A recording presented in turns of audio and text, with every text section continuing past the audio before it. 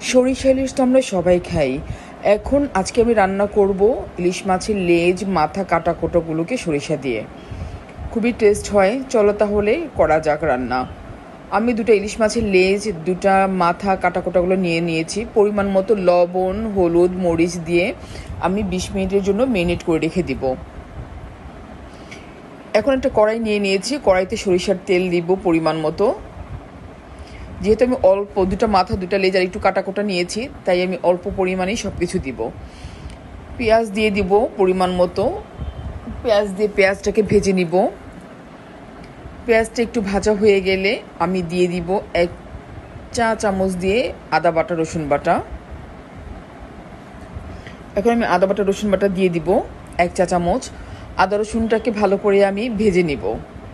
ভেজে নেওয়ার পর আমি দিয়ে দিব অল্প একটু মরিচ গুঁড়া, একটু হলুদ গুঁড়া দিয়ে আমি কষিয়ে নিব।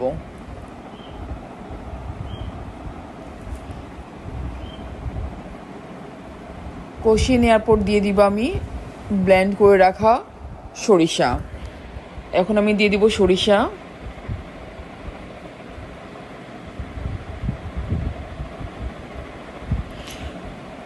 দিয়ে দিব পরিমাণ মতো লবণ। যেহেতু আমি মেরিনেট করার সময় লবণ দিয়েছি, তাই লবণের পরিমাণটা কম দিব।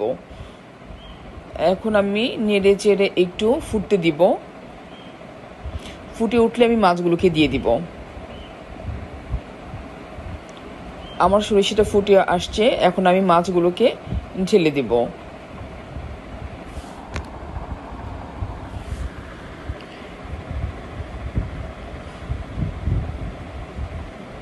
মাছগুলোকে ঢেলে দিয়েছি।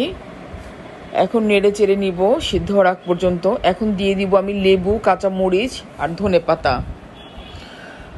লেবু দেওয়ার একটা উদ্দেশ্য, সেটা হচ্ছে যেন মুখে তিতা তিতা ভাবটা না লাগে, এর জন্য লেবুতে দিয়ে দিলাম। দিয়ে দিব 2 চা চামচ ঘি। ঘিটা দেওয়ার উদ্দেশ্য হলো টেস্টটা অনেক গুণ বেড়ে উঠে। তোমরা ট্রাই করে দেখবে বাসাতে এভাবে সরিষা ইলিশ কিংবা ইলিশ মাছের মাথা, কাটা কোটা দিয়ে রান্না করা সরিষা ইলিশ খুবই টেস্ট হয়। রান্না করে আমাকে জানাবে কেমন হলো, আর কে কোথা থেকে দেখছে সেটাও জানাবে।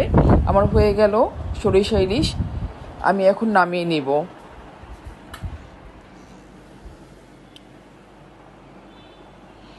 কত সুন্দর কালার আসছে দেখতে, টেস্টও অনেক হয়েছে। নামিয়ে নিলাম, আমার হয়ে গেল ইলিশ মাছের মাথা, লেজ দিয়ে সরিষা রান্না হয়ে গেল। Thank you for watching. আল্লাহ হাফেজ। আর কে কোথা থেকে দেখছে সেটাও জানাবে। আল্লাহ হাফেজ।